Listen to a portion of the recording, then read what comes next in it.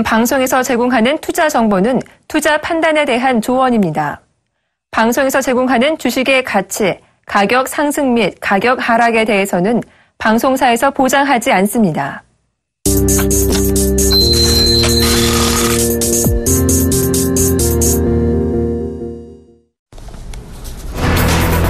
검은 월요일을 맞았던 중국 증시가 정부 당국의 부양 의지를 내비침에 따라 하락폭을 줄였습니다.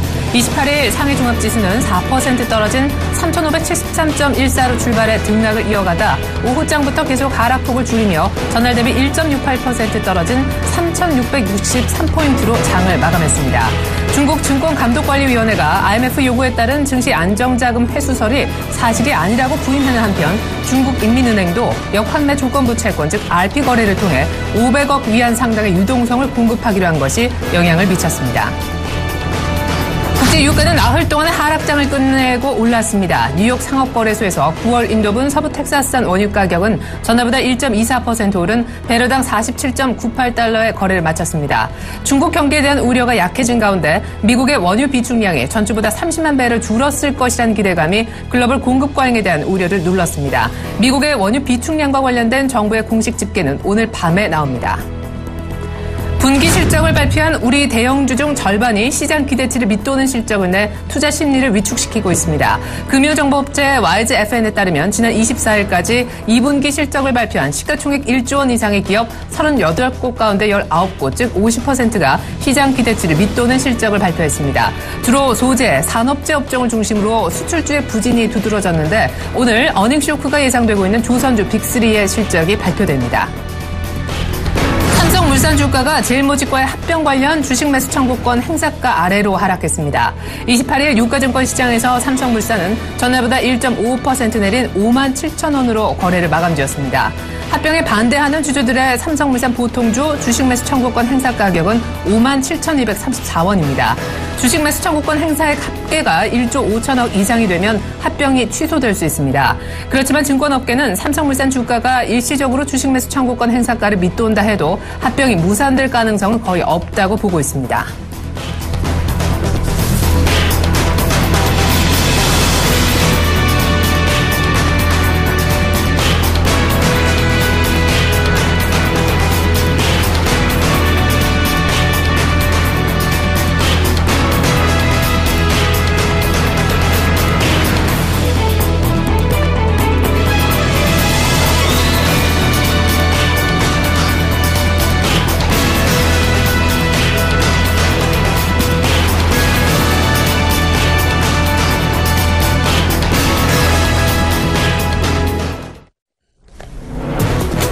안녕하십니까. 출발 증시와이드의 최혜린입니다.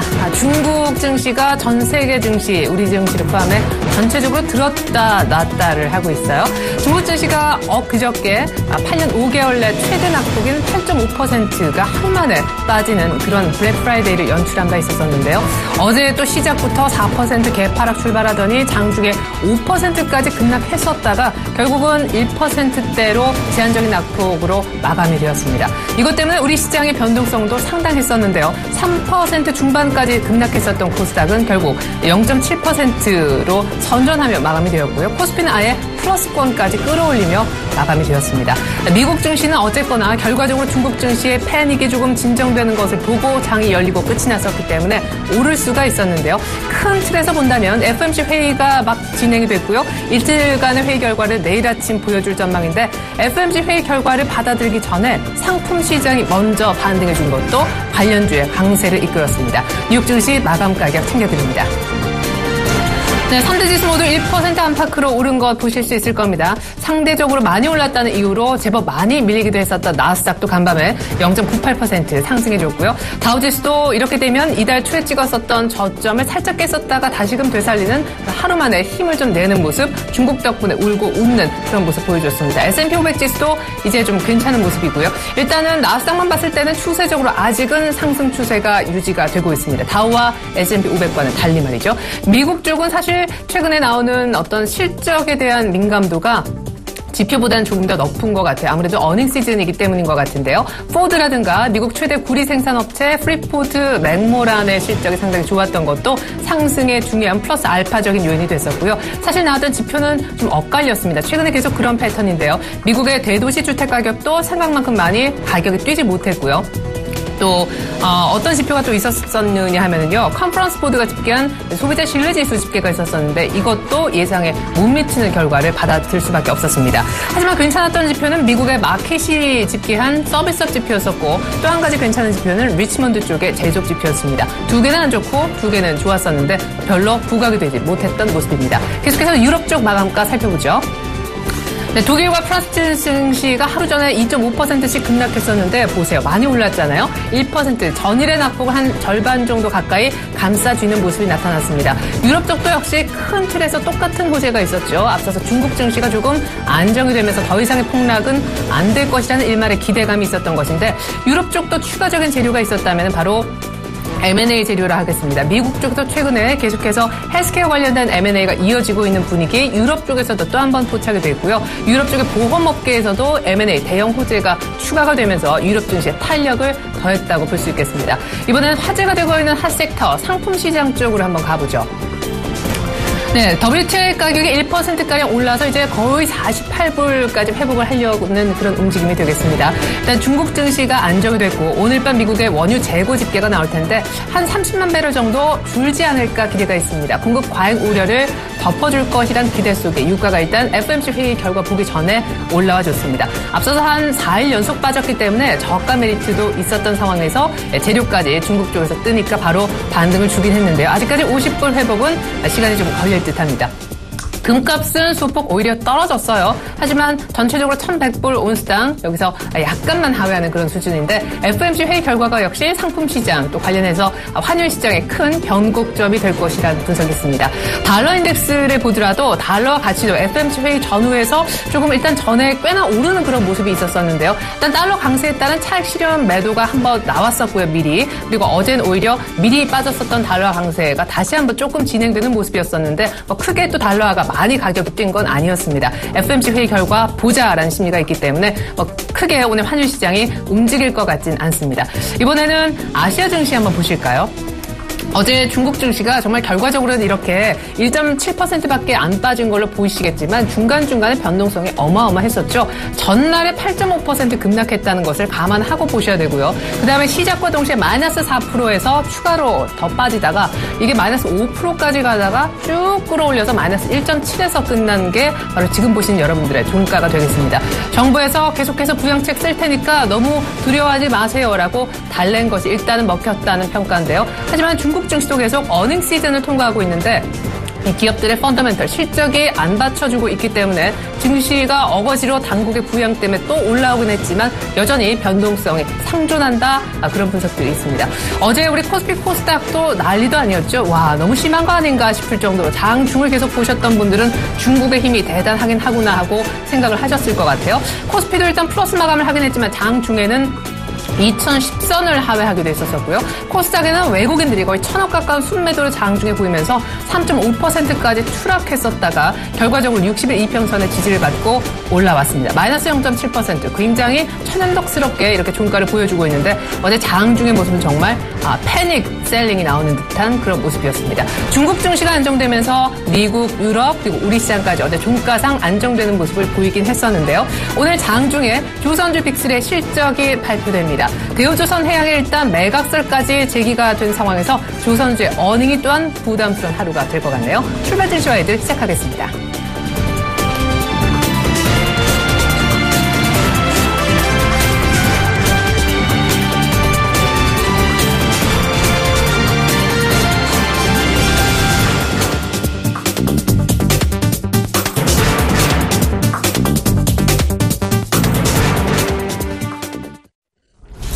네, 중국 과연 지금 경제는 어디까지 가고 있으며 중국 증시 전망은 어떻게 해볼 수 있는지 중국 증시 중심으로 오늘 얘기를 한번 좀 들어보려 합니다. 명지대학교 경제학과 빈기범 교수님 도움 말씀 들어보겠습니다. 교수님 안녕하세요. 안녕하세요. 네, 사실 중국 증시가 4,100선까지 돌파하면서 회복 국면을 이어가고 있다가 이번 주 월요일, 지난주 월요일에 바로 블랙 프라이데이라는 이름이 붙을 정도로 하루아침에 8.5% 폭락했었죠. 어제도 추가적으로 하락하긴 했었었는데 종가상은 괜찮았다는 평가를 받았습니다. 일단 중국 증시의 폭락의 원인부터 짚어주시죠. 예, 사실 뭐 증시 자체 그 등락은 뭐 그렇게 중요하지 않을 수가 있겠는데요. 왜냐면은 기업의 그 가치만 그 재평가를 받으면서 달라지는 것이지, 뭐 새로 부가 생겨나는 것도 아니고 부가 사라지는 것도 아니고요. 물론 언론에서는 종종 몇 조 원이 뭐 하루 만에 허공에 날아갔다라고 표현을 하기도 하지만은 뭐 상당히 지금 과장된 측면이 있는 그런 표현입니다. 증권시장이라고 하는 게 상시적으로 그 거래가 가능하다 보니까 그때그때 모든 그 정보와 그 시장 기대가 결국 증권 가격 및 시장에 이제 반영이 되는데요. 그렇다 보니까 뭐 주식시장의 중요한 기능 중에 하나가 뭐 주가가 오른다 뭐 이게 중요한 게 아니라 사실 거기서 우리 그 경제와 우리의 그 부에 관한 모든 그런 면을 비춰주고 있는 그런 거울이다라고 하는 것이 바로 중요한 역할이 되겠습니다. 그런 면에서 지금 그 중국 증시 폭락이라고 하는 이런 그 사건은 중국 경제에 대한 어떤 새로운 그 재평가 국면이다라고 이렇게 볼 수가 있겠고요. 일단 중국 경제가 침체기로 진입한 것은 뭐 상당히 그 확실해 보입니다. 그런데 뭐 이러한 그 침체기에 대해서 중국 경제나 중국 정부의 경험이 부족하고요. 그래서 결국 중국이 이를 어떻게 극복해 나갈 것이냐에 대해서 상당히 좀 불확실성은 커져가고 있는 것 같습니다. 지금 뭐 이걸 꼭 버블이라고 해야 될지는 모르겠지만은 뭐 상당히 뭐 주식시장에 뭐 버블과 유사한 그런 그 상황이 뭐 중국 증시뿐만 아니라 뭐 전 세계적으로 우리나라도 마찬가지고요. 유사하게 펼쳐지고 있다고 생각이 되는데, 무엇보다도 그 경기 부양을 위해서 통합팽창 정책을 실시하는데 그 돈이 그 실물 생산 부문으로 그 흘러가지 못하고 자꾸 그 쉽게 돈 벌 수 있는 가능성이 높은 그 주식시장, 특히 개인 측면에서는 보다 쉽게 돈 벌 수 있는 가능성이 높은 주식시장이나 부동산 시장으로 가고 있는 것이죠. 그렇다 보니까 뭐 전 세계적으로 하여튼 이런 그 주요 자산 시장들은 상당히 높은 수준의 그런 가격을 유지를 하고 있고, 아직도 뭐 여전히 그런 어떤 경기 그 회복에 대한 아주 뭐 강한 시그널은 나타나지 않고 있고요. 하여튼 뭐 이런 그 현상이 오래 지속되기는 어려울 거고, 실물 경제하고 다시 또 뭐 계속 괴리가 뭐 커져간다면 뭐 당연히 주식시장에 대한 그런 우려는 뭐 더욱 커질 수밖에 없겠는데요. 중국 증시 어제도 뭐 결국 또 1% 이상 빠졌는데 지금 유동성이 상당히 미약하고, 그렇다 보니까 또 뭐 쉽사리 폭등할 수도 있겠습니다. 하지만 그 중국의 현재 주가가 뭐 아주 뭐 주가 수준이라기보다 어떤 그런 증시 자체가 아주 뭐 정상적인 그런 상황이다라고 보기는 좀 어렵다고 판단이 됩니다.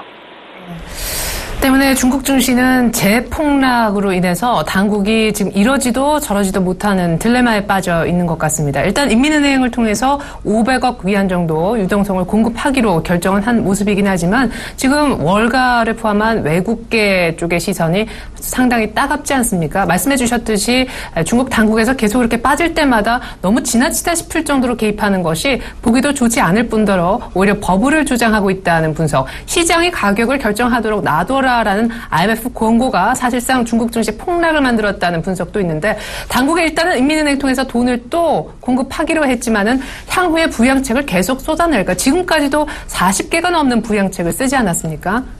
네, 뭐 계속 부양책을 쓰는 대로 뭐 증시가 이제 폭락을 하다 보니까 지금 여전히 증시의 어떤 버블의 정도나 수준이 뭐 상당히 좀 크다라고 볼 수가 있겠습니다. 하지만 지금 이 정부 개입이라고 하는 게 뭐 당연히 어떤 가격 왜곡을 하는 그런 측면이 분명히 있긴 하지만은 일단은 지금 어떤 거듭된 그런 폭락 때문에 발생하는 어떤 투자자들의 어떤 심리적인 공황, 그리고 또 그것 때문에 또 악순환적으로 또 재폭락하는 그런 현상, 또 이거에 따라서 전 세계적으로 어떤 글로벌 또 금융 경색, 신용 경색까지도 갈 수가 있는 그런 문제이기 때문에 가격 왜곡의 문제가 있긴 하지만은 뭐 일단은 뭐 이런 폭락에 따른 여러 가지 어떤 심리적 공황이라든가 재폭락, 그리고 또 어떤 금융 경색을 막는 것이 일단은 중요하다라고 볼 수가 있겠습니다. 그래서 지금 말씀하셨듯이 IMF가 뭐 중국 정부의 증시에 뭐 과도하게 개입하지 말라고 권고를 했고 또 해외 그 주요 언론들은 중국 증시와 그 정부 개입을 두고 상당히 뭐 비판적인 논조로 얘기를 하고 있긴 하지만은 지금 뭐 현재로서는 뭐 그 달리 뭐 방법이 없다고 보고요. 지금 그 이 중국 정부의 이 증시 관리 그리고 또 어떤 그 필요에 따라서 어떤 그 증시 그 부양책 또는 이 중국 정부가 증시 폭락을 뭐 좌시하지 않겠다라는 그 어떤 뭐 선언적인 이런 그 발언 등이라 하더라도 하여튼 어떤 방식으로라도 그 지금 저 증시 개입은 그 필요한 시점이라고 생각이 됩니다. 지금 그 사실 이 서구 쪽에서는 뭐 이런 그 중국을 포함해서 이런 우리나라 뭐 이런 신흥 국가들에서 경제에 정부가 개입할 때마다 뭐 상당히 좀 그 비판을 하고 뭐 그런 그 경향들이 있는데 뭐 사실 지난 글로벌 금융위기 때 그 미국의 그 금융기관 그 파산한 금융기관이나 기업 그 살리기 위해서 얼마나 큰 그 미국의 공적 자금이 뭐 들어갔었는지 한번 스스로 돌아볼 필요도 있고요. 사실 또 미국의 또 유럽의 약정 완화라고 하는 것 자체가 이미 시장에 대한 엄청난 뭐 개입인 것이죠. 그래요. 사실 주가가 여기서 더 빠지면 빚내서 투자하는 중국의 개인 투자자분들이 많기 때문에 결국에는 이를 갚기 위해서 또 집을 내다 팔면 부동산 시장까지 역풍을 맞을 수 있어서 당국은 증시 살릴 수밖에 없는 부양책을 쓸 수밖에 없는 그런 상황인 것 같습니다. 어쨌거나 일련의 사태를 보고서 외신의 분위기는 그렇지 않아도 중국에서 약간 금융시장에 공산주의 냄새가 있었지만 이건 뭐 금융공산주의다, 관제시장이다 뭐 그런 분석들을 내놓고 있어요. 아닌 게 아니라 통계 조작설은 예전부터 있어왔던 얘기인데 중국의 2분기 GDP는 마치 정말 만든 것처럼 7.0을 정확하게 찍지 않았습니까? 이후에 발표된 7월 제조업 잠정 PMI는 또 15개월 내 최저였더라고요. 네, 그 말씀하신 PMI는 뭐 48.5인가 그렇게 기록을 하면서 거의 뭐 최근에 굉장히 최저 그 수준을 그 기록을 했고요. 그럼에도 불구하고 뭐 7.0 그 성장률을 또 뭐 찍은 걸 보면 상당히 좀 의아심을 품을 수밖에 없긴 합니다. 물론 우리가 그 수치 자체를 뭐 100% 믿을 수는 없는 것이고, 뭐 중국 외에 뭐 다른 국가들의 국가 통계가 뭐 100% 다 완벽한데 중국만 좀 뭐 문제가 있다면 꼭 뭐 그런 거는, 아니겠습니다. 뭐 결국 이제 그 어떤 국가에 대한 또는 그 국가 정부에 대한 그 어떤 그 신뢰도에 따라서 우리가 수치를 받아들이는 그런 태도가 좀 달라질 수가 있겠는데요. 뭐 중국은 여전히 뭐 그 공산주의 국가이다 보니까 뭐 모든 면에서 국가 권력이 강력하게 작용을 하고 여전히 뭐 경제에서도 정부 역할이 크고 뭐 시장에 얼마든지 또 개입하고 심지어 또 자본 유출 뭐 통제를 하고 또 심지어 뭐 환율에까지 뭐 종종 그 개입을 하니까 중국 정부의 행태가 되겠는데 뭐 상당히 뭐 세련되지 못한 모습이긴 그 하죠. 뭐 그렇다 보니까 뭐 아무리 뭐 G2라고 하지만 뭐 영원히 중국이 뭐 선진국이 되기는 어려울 것이다라고 하는 그런 예견들을 많이 하는 면도 있습니다. 이런 모습이 꼭 중국만의 그런 모습은 아니라고 볼 수가 있고요. 뭐 국가 통계마저 조작하는 거 아니냐 뭐 이런 것들은 뭐 상당히 오래전부터 그 있긴 했지만 이 국가 통계라고 하는 게 일종의 그 어떤 정확한 측정치가 아니라 일종의 그 추정치 이 에스티메이션이기 때문에 정확하게 어떤 본질적인 측면을 그 측정한다는 것 자체가 기본적으로 어렵고 뭐 이를 운영하는 그 조직이나 그 이 관리자의 그 태도나 이 국가의 그 국가 통계를 관리하는 법제도나 그 법치의 뭐 수준 뭐 이런 것들이 다 복합적으로 뭐 중요하기 한 요인이라 볼 수가 있겠습니다. 뭐 그래서 뭐 중국만 만 유독 뭐 이런 그 비판을 받아야 될 그런 문제는 아니라고 보고요. 뭐 심지어 우리나라도 뭐 몇 년 전에 CPI 계산한 품목을 뭐 갑자기 변경을 한 적이 있었었는데 뭐 상당히 좀 이례적인 일이죠. 다시 돌아가서 하여튼 그 중국 통계가 그걸 뭐 곧대로 믿고 뭐 의사결정을 해서 뭐 손해봤다.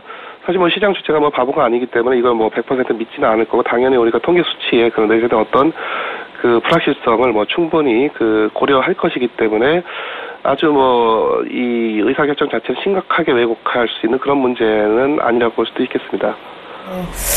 앞서서 중국 증시가 중국 경제를 사실상 대변한다라고 말씀해 주셨기 때문에 꼭 주식시장 전망을 떠나서 중국 경제를 의미한다라는 것을 마음에 품고 중국 증시 전망치에 대해서 좀 여쭤보고 싶은데요. 과거에 중국 증시 저점을 정확하게 맞췄던 월가의 한 전문가는 중국 상해종합지수가 3주 안에 지금 3,600선 겨우 지지가 됐는데 3,200포인트까지 빠진다 이렇게 전망을 했던데요. 또 어닝 시즌 이어서 충분히 흔들릴 여지가 있다는 분석들도 주를 이루더라고요. 네, 그렇습니다. 아마 기억하시겠지만 2007년도에 아마 최고치가 지금 상하이 종합지수 같은 경우에 지금 한 6,000선까지 올라갔다. 그 다음에 거의 1,500까지 2,000 이하까지 폭락을 했던 그야말로 3분의 1도 안 될 정도로 그렇게 폭락을 했던 그런 역사적인 경험이 있는데요. 지금도 사실 5,000선까지도 넘어섰다가 살짝 닿았다가 그럼 예전에 최고치인 6,000에 거의 한 1,000포인트 정도 남겨둔 그런 상황에서 지금 다시 3,500 또는 3,000원대 후반까지 지금 내려온 그런 상황이라고 볼 수가 있겠습니다. 지금 이 중국 증시가 굉장히 일단 폭락 장세고 많은 투자자들이 지금 심리적으로 지금 취약해 있고 또 상당히 이런 상황에서 또 금융 경색 또는 신용 경색, 유동성 경색이 또 발생할 수밖에 없기 때문에 상당히 또 유동성의 어떤 탄탄하지도 않은 이런 상황이다 보니까 지금 어디까지 하락하느냐 이것도 상당히 중요한 문제이기도 하지만 또 이러다 급작스럽게 또 폭등하는 그런 양상이 벌어질 수 있는 그런 여지도 충분히 있습니다. 그만큼 이제 변동성이 상당히 높아진 그런 시장이 됐다고 볼 수가 있겠는데요. 대략 지금 말씀하신 대로 한 전문가 3,200선까지도 예상을 했는데 지금 상황은 어떤 경제의 그야말로 이제 펀더멘탈을 정확히 반영하는 그런 시기라기보다는 상당히 좀 증시 자체의 불확실성의 어떤 충격파가 한번 지금 영향을 받고, 그것이 진정되는 데까지는 상당한 기간이 걸릴 것이기 때문에 상당히 큰 폭락, 폭등세를 보일 수 있는 그런 가능성이니까 그런 면에서 얼마든지 3,500선 이하로도, 내려갈 수 있는 그런 문제라고 생각이 됩니다. 중국 증시는 3,200선까지 월가 전문가 얘기처럼 추락할 수도 있고 또 폭등할 수도 있어서 큰 변동성 장세가 예상이 된다라는 뷰 갖고 계시네요. 근데 중국 증시의 폭락이 그냥 중국 증시의 폭락으로만 그치지가 않고 최근에 FOMC를 앞두고 달러가 강세를 보이고 있는 와중에 이 폭락세가 나왔기 때문에 상품 시장의 하락세가 더욱더 가팔라지고 있는데요. 간밤에는 일부 유가라든가 일부 원자재들이 좀 반등세를 보여주기도 했지만 상품 시장의 하락은 곧 글로벌 경기 둔화를 의미하는 것이어서 이것 또한 걱정하시는 분들이 적지 않더라고요. 예, 그렇죠. 사실 이 상품 가격이라고 하는 거는 30년 전만 해도 거의 우리가 관심을 두지 않았던 그런 분야인데 이게 한 30년 동안 워낙 지속적으로 이제 가격이 상승을 하다 보니까 최근에 와서 이른바 이제 커머더티라고 하는 그런 어떤 투자 자산군으로 인식이 될 정도로 이 커머더티 상품 또는 이 원자재들이 상당히 주목을 받고 있습니다. 근데 지난번에도 한번 같이 말씀 나눴던 것 같은데 이런 원자재 같은 경우에 예를 들자면 이제 금 같은 경우에요. 금을 들고 있다고 해서 여기서 배당이 나온다거나 이자가 나온다거나 임대료가 나오는 게 아니기 때문에 이런 커머더티 가격은 기본적으로 수요하고 공급에 아주 결정적인 그런 영향을 받게 되어 있습니다. 그런 측면에서 지금 전 세계적으로 어떤 이런 원자재에 대한 그런 수요가 30년 전에 비해서 지금까지 상당히 큰 폭으로 상승해왔다는 측면에서 가격 상승을 이끌었던 반면에 아마 이런 상품 가격이 최근 글로벌 금융위기 전후에가 아마 가장 최고치를 기록을 하고 그 이후로 경기 침체가 지금까지 지속이 되면서 폭은 작지만은 지속적으로 하락해오는 그런 양상을 보이고 있고 또 지금 중국 경제의 어떤 둔화 또 이에 따른 어떤 이 원자재 수요에 대한 수요 감소 이런 것들이 더더욱 원자재 가격을 좀 누르고 있는 그런 요인이라고 생각이 됩니다. 예. 사실 당초에 시장이 조금 신경 썼던 이벤트는 이제 이미 시작된 미국의 7월 FOMC 회의였었는데 예상치 못한 복병 중국 증시의 급락을 중간에 만난 셈입니다.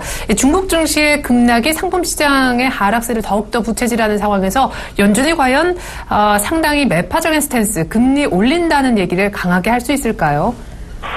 예, 사실 미국이 중국 증시를 보고 직접적으로 떨어지는 것이 두려워서 금리 인상에 대한 의사결정을 할 것은 아니겠죠. 하지만 지금 중국 증시에서 보여주는 지금 양상이 현재 중국 기업들의 또는 경제의 실상일 수도 있고요. 글로벌 경기 부양이 또 이루어지기 위해서는 중국 경제와 중국의 역할이 상당히 중요한데, 지금 중국이 실제로 경기가 둔화되어 가고 있고, 증시마저 이렇다는 것은, 중국 경제에 대한 상당히 강한 회의감은 물론이고, 실질적으로 중국 경제가, 되살아나기 어렵다라고 하는 그런 판단도 가능할 수도 있겠습니다. 결국 그것이,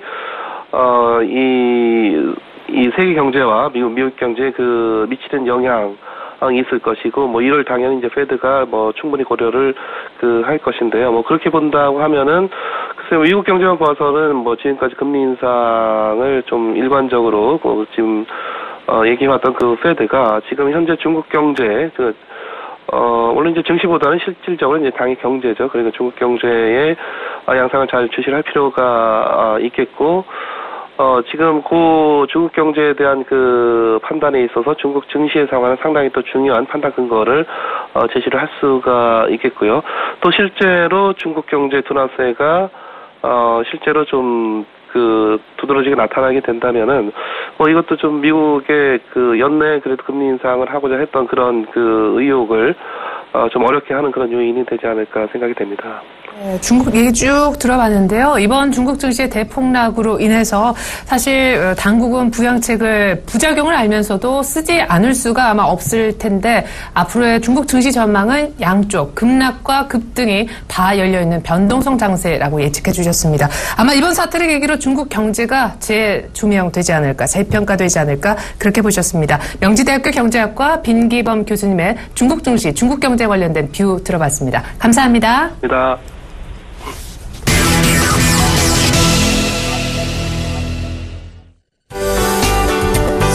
시청자 여러분 안녕하십니까. 신문 읽어주는 남자 예병구 멘토입니다.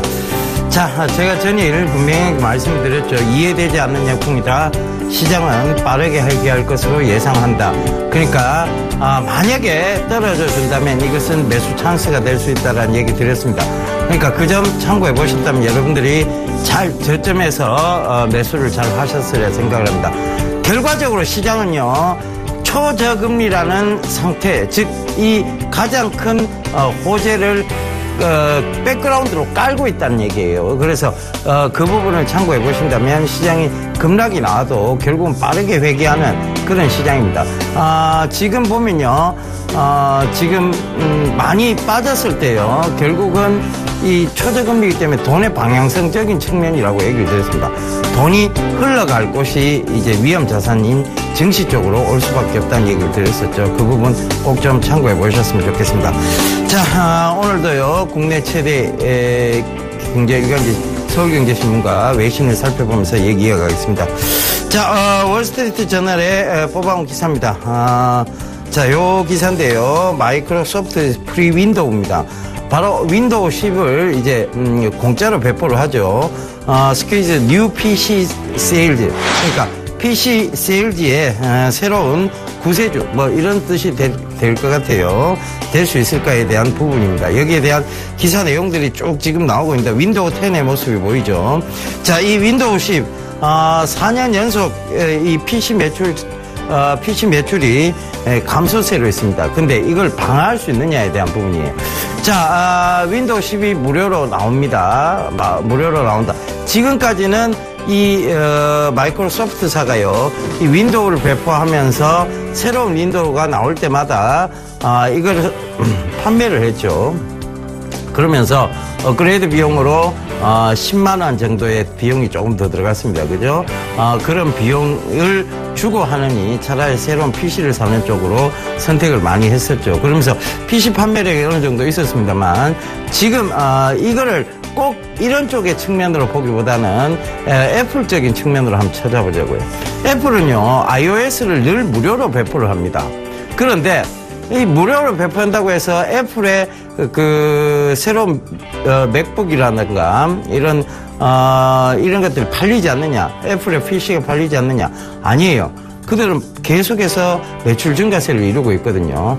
왜냐하면 새로운 환경들은 결국은 PC의 업그레이드를 가져오기도 하지만 PC 전체의 교체를 또 의미하기도 합니다. 그래서 사람들은 새로운 것이 잘 구동되는 PC를 원해요. 그러다 보니까 이런 어플리케이션에 이런 쪽을 오히려 더 붙이는 것이 이들도 장기적인 관점에서 낫다고 생각한 것입니다. 누가요? 마이크로소프트사가. 그러니까 이제 이런 것들을 무료로 배포하기 시작하면서 어플리케이션에 이런 쪽에서 오히려 매출을 더 증가시켜 보겠다. 그러면서 장기적 수익을 모색해 보겠다. 이런 결과를 내는 것 같습니다. 자, 이것이 저는 IT 업황의 새로운 전환점이 좀 될 수 있지 않을까 그렇게 보여집니다. 최근 들어와서요, IT 업황의 조정이 많이 좀 들어왔습니다. 특히 반도체 쪽이죠. PC 매출이 급감하기 시작하면서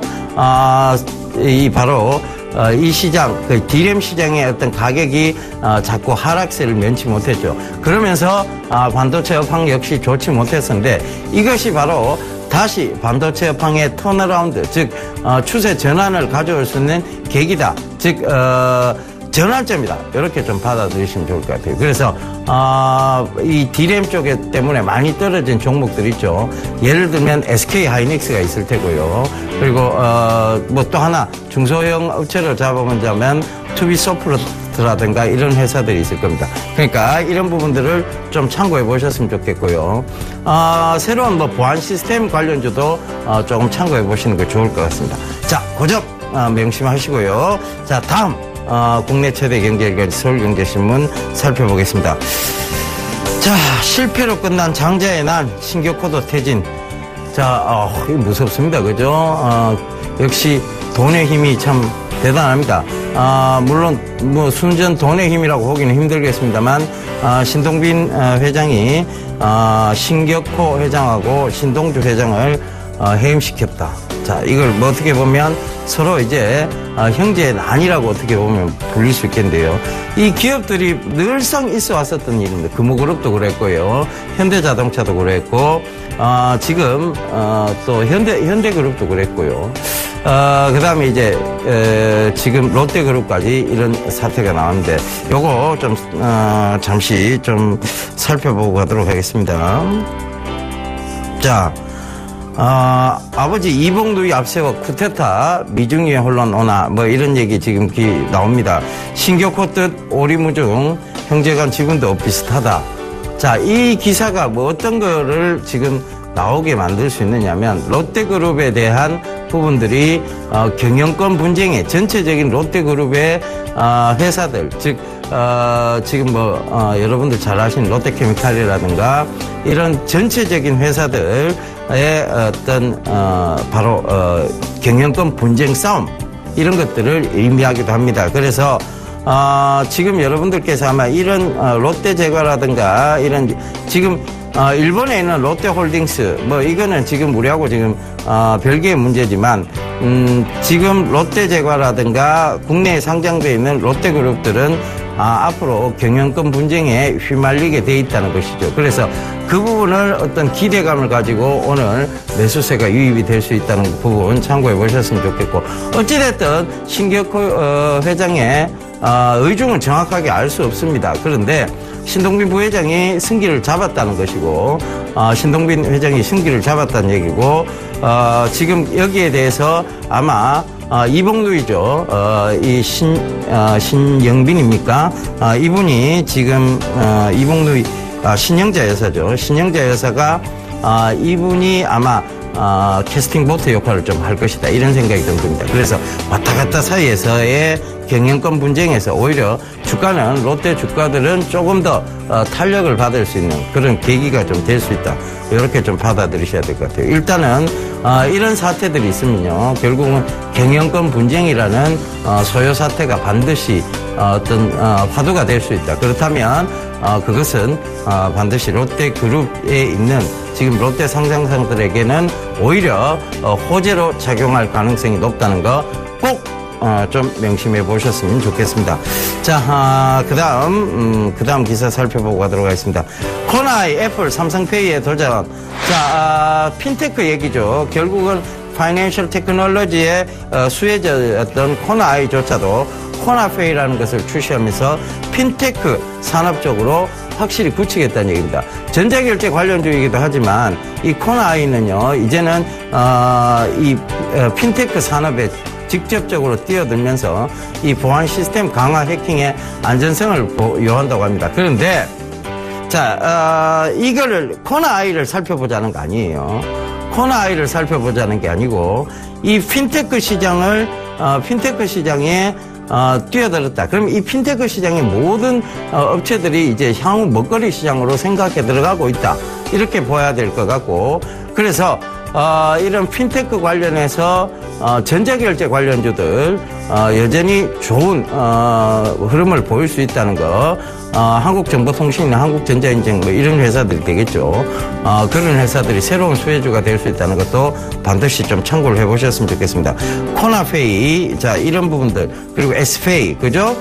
그리고 애플페이, 그리고 알리페이, 요새 얘기들 계속 나옵니다. 이 파이낸셜 테크놀로지에 대한 얘기들이 계속 나오고 있는 만큼 여러분들 그런 부분들을 참고해 보신다면 전자결제주의 마켓 시효, 즉 앞으로의 성장성은 어느 정도 더 있다고 보셔야 될 것 같아요. 그래서 어느 정도 뭐 보안 취약한다는 그 부분만 가지고 이 코나이가 애플페이나 삼성페이의 기존의 기득권을 깨기는 좀 힘들 것 같습니다. 그런데 그런 부분들이 오히려 코나이 측면에서는 저는 별로 좋지 않다고 봐요. 그러니까 오히려 이런 애플페이나 삼성페이를 조금 협력해가면서 도와가는 것이 코나이 주가에는 더 긍정적인데 왜 따로 또 코나페이라는 것을 출시해서 기득권을 깨부수일 만큼의 어떤 메리트가 있느냐에 대한 부분에서 글쎄요, 의문점을 좀 보내고 싶습니다. 그래서 차라리 이 코나이를 보시자는 것이 아니고 한국정보통신, 한국전자인증 이런 쪽에 결제 관련주, 요걸 전자결제 관련주를 오히려 조금 더 중장기적 관점에서 보시라는 의미에서 요 기사를 발표했습니다. 그 점 꼭 좀 참고하셨으면 좋겠고요. 그 다음에 한미약품 8,500억 신약 수출. 자, 이게 나왔습니다. 4개월 만에 또 최대 규모 계약 쾌거. 자, 이러면서 제약주가 또다시 한번 반등의 계기가 오지 않겠느냐라고 보여집니다. 일단은 바이오적 성격이 강했던 한미약품이 이런 부분을 차지했기 때문에 제약 바이오가 다시 올라올 수 있느냐에 대한 부분에서 자, 항암제 라이센스를 갖다가 수출하는 거예요. 그러니까 이런 부분들은 결국은 바이오 쪽에 더 가깝다는 얘기인데 결국은 제약과 결부된 얘기다. 그럼 제약 바이오 쪽인데 글쎄요, 바이오는 아직까지도 좀 저는 의구심을 좀 낙폭은 최근 가했습니다. 근데 의구심을 좀 가지고 싶은 것은 결국은 제약으로 만들어질 때까지의 그 수많은 임상시험 그리고 수많은 투자 비용 이런 것들을 과연 중소업체들이 감당해낼 수 있느냐에 대한 부분입니다. 그래서 물론 터지면 대박입니다만 그것이 기대감이 거품이 빠질 수 있는 충분한 구간이었고 그런 구간에서 거품이 어느 정도는 빠졌다고 보고 있습니다. 그래서 저는 여전히 바이오 쪽은 좀 시청자분들께서 접근을 좀 안 하셨으면 좋겠고요. 제약 쪽으로 여전히 좀 보셨으면 좋겠습니다. 제약은 실적이 받쳐주고 있다는 점도 꼭 좀 참고해 보셨으면 좋겠습니다. 자, 이런 얘기들 이번 주말에도 강연회를 통해서 여러분들께 드리도록 하겠습니다. 이번에는요, 정지현 멘토하고 KTX 천안 아산 쪽으로 갑니다. 천안 아산역 2층에 키로실에서 저희가 강연을 했는데요. 참가비는 무료고 문의 전화는 1577-7451번입니다. 이번 주 8월 1일입니다. 8월의 시작일 날 토요일 오후 2시에 여러분들 천안 아산 쪽에 계시는 분들 당진 뭐 이런 쪽에 계신 분들 많이 와주셨으면 좋겠습니다. 자, 오늘도 투자 제안 한 말씀 드리고 물러가도록 하겠습니다. 여전히 이해되지 않는 역풍입니다. 중국이 빠지는 것은요, 결국은 그들이 지금 과도한 우려가 있었고 그 다음에 중국의 불신 때문이었습니다. 그것이 어떻게 보면 반사적 이익이 될 수 있음에도 불구하고 오히려 우리 증시가 같이 동반 하락했다는 것. 결국은 또 한 번의 신용 미수 스탁론 물량들을 털고 가고자 하는 의도가 아닌가 그렇게 보여집니다. 그래서 그런 부분들 참고해 보신다면 지금 저 어제도 똑같은 이 얘기 드렸어요. 이해되지 않는 역풍이다. 이번 주 시장은 빠른 회귀가 예상이 된다. 이런 얘기 드렸으니까 그 점 꼭 좀 참고해 보셨으면 좋겠습니다. 자, 저는 이만 물러가고요. 예, 다시 인사드리도록 하겠습니다. 감사합니다. 이병군이었습니다.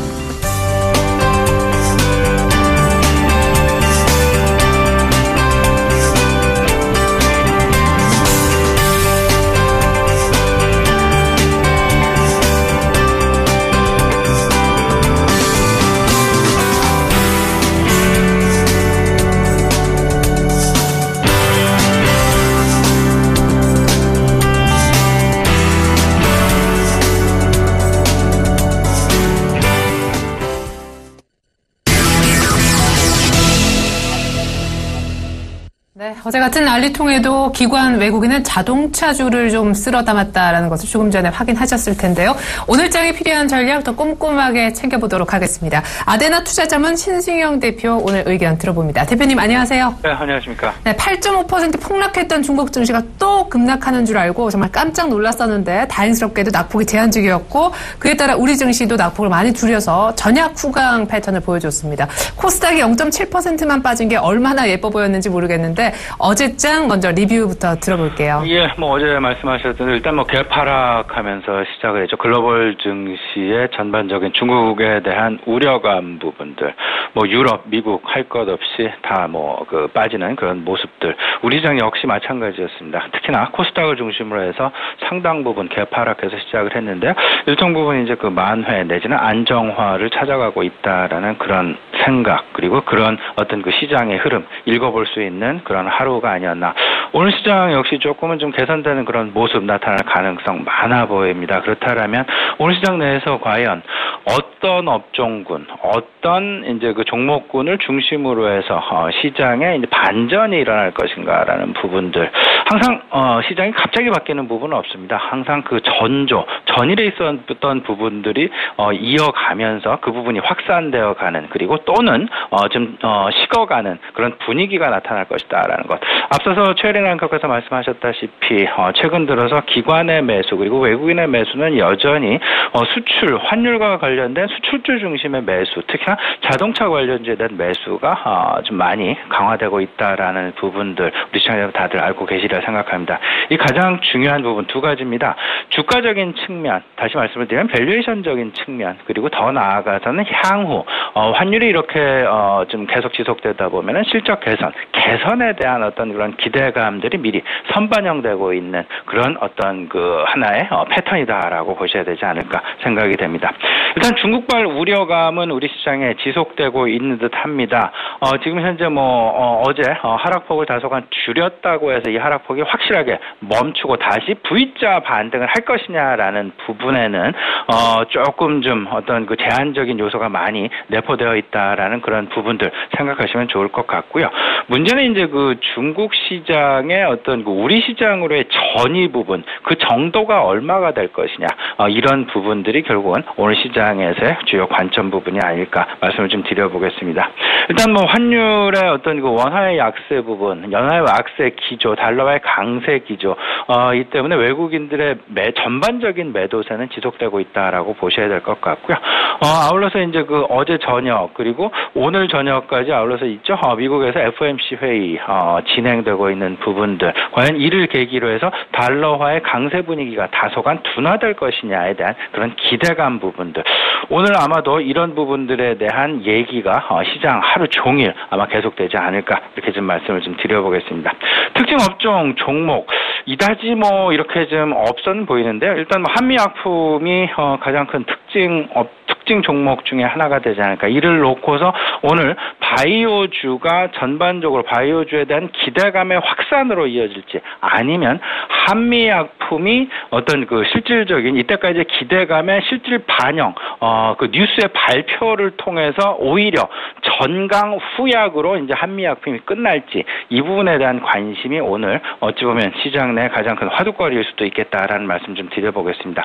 아울러서 또 한 가지 중국 펀드 관련된 부분에 대한 어떤 고민거리가 되지 않을까 생각이 되는데 제 개인적인 생각은 이렇습니다. 상황에 대해서 막연한 기대보다는 일단은 조금은 좀 접고 가시는 것이 좋지 않을까라는 생각. 우리 시청자분께 좀 조심스럽게 말씀을 좀 드려보겠는데요. 중국 환율 문제 잠시 후에 조금 더 좀 자세히 우리 최혜리랑 그와 함께 좀 얘기를 좀 해보도록 하죠. 네, 그래요. 중국 시장이 일단 어제까지 급락세가 이어지진 않고 제한적인 낙폭을 보이면서 끝이 나서 조금은 안정화되긴 했는데 역시 변동성이 커질 거다. 또 중국도 어닝 시즌을 지나고 있다. 그런 분석이 있더라고요. 중국 증시 비율을 들어볼 거고요. 또 FOMC 회의 결과가 하루 뒤면 알게 될 텐데 이후에 달러 강세는 누그러질 거다. 그렇게 보고 계시잖아요. 외국인들의 매도도 조금 줄어들까요? 일단 섹터로 들어가기 전에 중국 변수 FOMC부터 정리해보죠. FOMC 얘기 좀 먼저 해보죠. FOMC 이제 오늘 저녁 내일 우리 시장 내에 이제 반영이 될 가능성이 이제 높아 보이는데 아무래도 강세 기조는 유지가 되겠다. 하지만 과거 같은 그런 심각한 상황에서 강세는 다소간 좀 둔화가 되겠다라는 부분들 좀 생각을 좀 해보시면서 마침 이제 우리 시장도 지금 2030포인트 선, 2030선에 지금 이제 내려와 있는 그런 상황입니다. 저는 개인적으로 이제 2100에서 2030 요 정도 선을 이제 박스권 장세라고 생각을 하고 지금 박스권의 하단 부분에 있다라는 그런 생각 아직도 좀 변화가 없습니다. 그래서 조금은 좀 매수 견지에서의 오늘 시장에 대한 대응이 저는 조금은 더 좀 무게 중심을 좀 싣고 싶다라는 그런 말씀 좀 아울러서 드려보고요. FOMC 회의 결과 어느 누구도 예측할 수는 없는 듯하지만 일단 전반적인 시장의 분위기 그리고 미국 기업 실적의 어떤 둔화 부분들이 바로 달러의 강세에 주로 기인했다라는 그런 부분들을 근거해 본다라면 달러와 강세 기준 다소간 좀 수그러들 가능성이 분명히 있겠다. 이제 여기서 문제는 원화의 약세 부분이 되겠습니다. 원화의 약세. 이제는 주변국들과 키높이, 환율에 있어서의 키높이가 어느 정도 맞춰졌다라는 그런 평가가 우세합니다. 지난달 환율 4%, 5%의 이제 원화의 절하 부분이 나타났었는데 한동안 과거 이제 주변국 엔화도 그렇고 유로화도 그렇고 주변국의 환율의 약세를 보일 때 오히려 우리 시장 내 원화 환율은 그래도 좀 꿋꿋한 모습을 보여왔었기 때문에 오히려 수출주에 대한 외면이 좀 나타났었는데요. 이제는 어느 정도 좀 키 맞추기가 이루어져서 그들과 이제 경쟁할 만한 어떤 그런 수준의 지금 환율의 수준에 좀 도달했다라는 그런 평가 우세하다라는 점. 그렇다라면 이제는 이제 계속 말씀을 드리고 있지만 수출주에 대한 관심 서서히 좀 넓혀가는 게 맞는 전략이 아닐까라는 말씀 드려보고요. 그래서 이제 중국 얘기를 조금 좀 심도 있게 해볼까 합니다. 중국 얘기를 하면 아무래도 우리 시장 내에 있는 고밸류주, 중소형 성장주에 대한 얘기를 빼놓을 수가 없습니다. 이 두 가지를 좀 묶어놓고 생각을 좀 해볼 필요가 있어 보이는데요. 아무래도 이렇죠. 우리나라 중소형 성장주에 대한 관점 두 가지입니다. 중국에 대한 변동성의 여파를 얼마만큼 피해갈 것이냐의 여부. 그리고 두 번째는 이제 실적이 사실상 성장 스토리로서 끝날 것이냐 아니면 실적이 실질적으로 가시화되면서 전일에 있었던 한미약품의 어떤 라이센싱 아웃하는 그런 기사 부분들 실질적으로 이 회사 한 500억 정도 현금이 창출이 됐고요. 그리고 앞으로 이제 임상 실험에 계속 쓰이게 될 자금 베링거와 함께 이제 글로벌 탑 티어와 함께 이제 임상 실험을 진행한다라는 한 8천억 내외의 임상 실험에 진행한다는 그런 연구비를 지원을 받는다라는 부분들 산미약품의 주가에 이미 좀 다소간 좀 저는 개인적으로 이렇습니다. 오늘 일단은 좀 접고 가는 것이 좋겠다. 한미약품 일단 뉴스가 나왔기 때문에 일단 이 뉴스를 한번 접하고 그리고 나서 조금 좀 출렁일 때 차익 실현 매물이 나오고 나서 좀 조정이 나올 가능성이 좀 있어 보입니다. 그 조정을 이용해서 다시금 중장기적인 관점에서 한미약품을 좋게 보신다라면 한미약품을 재매수를 하시는 것이고 그게 아니다라면 조금 좀 불안하다. 그렇다라면 이번 기회를 통해서 차익 실현을 하시는 게 바람직하지 않나 이렇게 좀 말씀을 좀 드려보겠습니다. 중국 관련해서 저 말씀을 드려보면 일단 세 가지 관점입니다. 부정적인 요인이 분명히 있을 것이고요. 중립적인 요인이 있을 것이고 긍정적인 요인이 있을 것입니다. 부정적인 요인은 중국 시장의 변동성이 될 것 같고요. 중립적인 요인은 이제 그 실적 발표 아직 뭐 제약주들 보영제약도 그렇고 최근에 발표되는 제약 바이오들의 실적들 상당 부분 긍정적으로 나오고 있다라는 것. 근데 이제 그 통상적으로 실적 발표가 8월 초, 8월 중순에 그 코스닥에 있는 기업들이 이루어진다라는 점을 봐서 최근에 나타나는 기업들의 실적 발표는 아무래도 자신 있는 회사들만 기업 실적 발표를 하고 있다라는 것 역시 좀 시차를 두고 좀 생각해 볼 만한 그런 어떤 그 고려 요인이 아닐까라는 말씀 좀 드려보고요. 긍정적인 요인은 이렇습니다. 기관들이 그동안 많이 사왔고 기관들 펀드도 지금 다양하게 펼쳐져 있다라는 것. 그렇다라면 기관들 입장에서는 이 부분 지금 변동성 부분을 가능한 한 최대한 축소를 해서 연착륙을 시도할 그럴 가능성이 높다라는 것. 근데 하지만 기관 중에 몇몇 기관만 여기서 배신을 하면서 시장에 물건을 내놓는다라면 일시에 수급이 무너지면서 그 우리가 생각지 못할 만한 그런 패닉에 빠질 수도 있다라는 점. 이 세 가지 긍정적인 요인, 부정적인 요인, 중립적인 요인 한번 생각을 해보시면 좋겠습니다.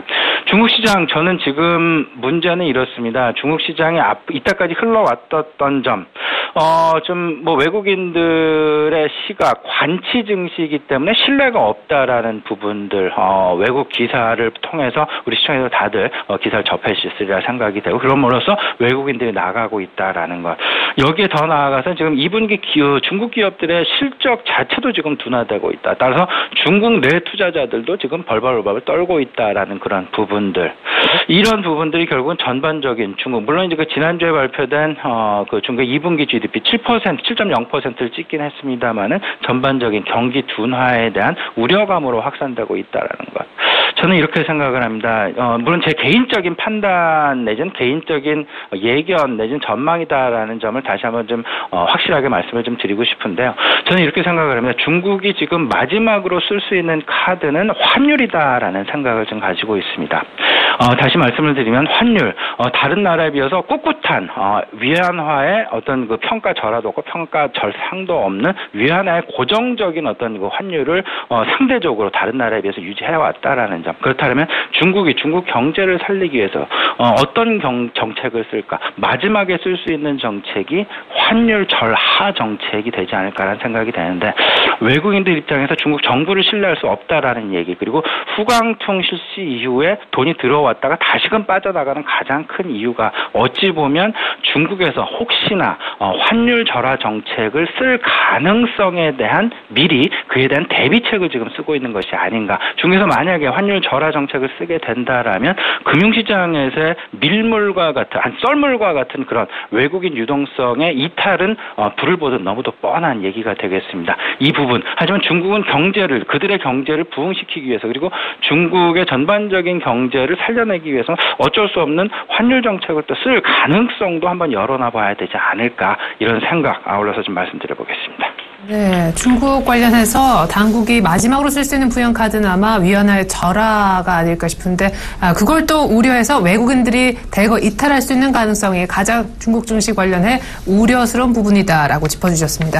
앞서서 변동성이 극에 달했던 제약 바이오주 가운데 사실상 대표적으로 대장주 역할을 했었던 한미약품은 기술 수출 계약이 이미 뉴스가 터졌기 때문에 오늘 일단 재매수 생각 있으신 분들이라도 파는 게 맞지 않을까 전략을 세워주셨어요. 기관이 아직은 폭탄 돌리기 중이고 중소형 성장주를 포트에서 빼진 않고 있는 걸로 알고 있는데 그러면서도 슬슬 말씀해 주신 대로 환율을 감안해서 자동차를 싹 비웠던 자동차 섹터를 이제 담고 있습니다. 대형주를 보라 하는 주문들이 이제 점점 늘어가고 있는데 아까 전체적으로 박스권 하단이어서 샀으면 하셨었잖아요. 어떤 걸 사면 좋을까요? 그리고 오늘 보니까 조선주 또 빅3 대우조선해양은 매각설까지 나오는데 실적 발표 날 맞나요? 네, 오늘 실적 발표 대우조선해양 예정에 없었던 이제 그 실적 발표 조금 좀 땡겨서 한다라는 그런 얘기 있죠. 삼성중공업도 그렇고 그다음에 현대중공업 역시 빅3 조선사의 실적 발표 지금 지금 스케줄이 되어 있습니다. 요새 이제 가장 관심을 가질 부분은 아무래도 삼성중공업 쪽이 아닐까. 이미 대우조선해양 같은 경우는 어느 정도 그때 이제 부실 상황들 발표될 만한 부실 상황들이 이제 어느 정도 시장 내 윤곽이 좀 드러나 있는 상황인데 삼성중공업 같은 경우는 아직 뚜껑을 좀 벗겨놓지 않은 상황이어서 조금 좀 불안한 감이 없지 않아 있다라는 부분들 아울러서 삼성 엔지니어링까지도 좀 같이 생각을 좀 해보실 필요가 있겠다라고 말씀을 좀 드려보겠습니다. 지금 현재 이렇습니다. 저는 오히려 자동차 관련해서는 완성차보다는 부품주에 관심을 갖자라는 말씀을 좀 드려보겠습니다. 오히려 이제 어제 이제 현대 기아차의 글로벌 시장 점유율, 글로벌 판매 이에 대한 이제 발표도 있었고 이 부분에 대한 이제 시장 내 판단도 오늘 어제 그리고 계속 이제 되리라 생각이 되는데 부품주에 대한 판단, 부품주에 대한 관심이 오히려 완성차 쪽보다는 조금은 더 바람직하지 않나라는 그런 말씀 좀 드려보고요. 저는 지금 현재 유가의 하락 부분 그리고 원화 가치의 절하 부분, 그다음에 메르스의 종식 부분 이와 관련해서 중국을 비롯한 전반적인 국내 여행, 국내 유입 여행객의 증가 부분에 오히려 좀 관심을 가졌으면 좋겠다라는 말씀 다시 한번 좀 강조해드리고 싶습니다. 여행주 그리고 화장품주에 대한 관심 오늘 좀 필요해 보이지 않을까 이렇게 말씀드려보겠습니다. 네, FMC 결과는 시장이 우호적일 거고 박스권 단기적으로 하단했기 때문에 일단은 매수 관점 외쳐주셨어요. 자동차도 좋지만 완성차보다 부품주 또 강조해 주셨고 메르스도 완전히 끝났다 공식 선언도 있었기 때문에 여행주 또 화장품주 좋게 보셨습니다. 어제는 또 관련해서 카지노도 많이 올랐더라고요. 지금까지 아데나 투자자문 신승윤 대표의 전략 들어봤습니다. 대표님 감사합니다. 입니다.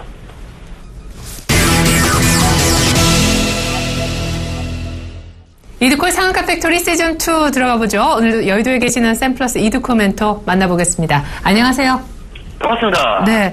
와, 해도 너무하는 거 아닌가 싶을 정도로 어제 코스닥이 중국 증시 변동성 때문에 같이 좀 장중에 크게 밀렸었어요. 그러다가 결과적으로는 아주 중요한 61선 지지를 했었었고, 때문에 낙폭도 많이 줄여서 끝이 났는데, 코스피는 아예 플러스권에서 끝이 났죠.